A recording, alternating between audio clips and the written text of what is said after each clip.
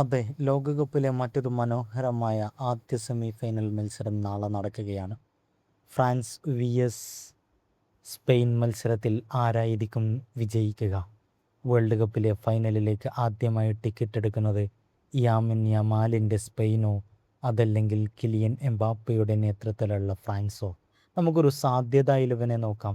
ഫ്രാൻസിൻ്റെ goal കീപ്പറായിട്ട് മൈഗ്നാനും ഡിഫൻഡേഴ്സായിട്ട് Jose കോണ്ടയും William സാലിബയും ഡയോട്ടും ഡിഗ്നയും നിലനിൽക്കുമ്പോൾ മിഡ്ഫീൽഡിൽ കുന്തമുനയായി നിൽക്കുക ടച്ചാമുനെ അതല്ലെങ്കിൽ കോനെ.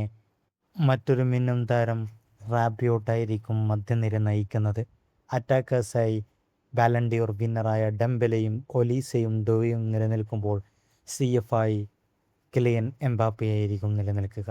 നേരെ മറിച്ച് സ്പെയിനിൻ്റെ 11 നോക്കുകയാണെങ്കിൽ സൈമൺ ഗോൾ കീപ്പറും പെഡ്രോ ഡിഫൻഡേഴ്സായി നയിക്കുകയും കുബാർസിയും ഐമറിക് ലെപ്പോട്ടയും കാക്കുർലയുമായിരിക്കും സ്പെയിനിൻ്റെ പ്രതിരോധ കോട്ട കാക്കുന്നത്.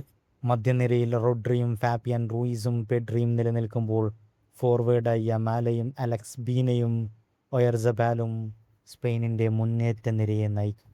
കാത്തിരുന്ന് കാണേണ്ടതുണ്ട് ആരായിരിക്കും അമേരിക്കയിലെ ആദ്യ വേൾഡ് കപ്പിലെ ഫൈനലിലേക്ക് ടിക്കറ്റ് എടുക്കുന്നത്. നമുക്ക് നോക്കാം. ചാനൽ സബ്സ്ക്രൈബ് ചെയ്യുക for more videos. Thank you.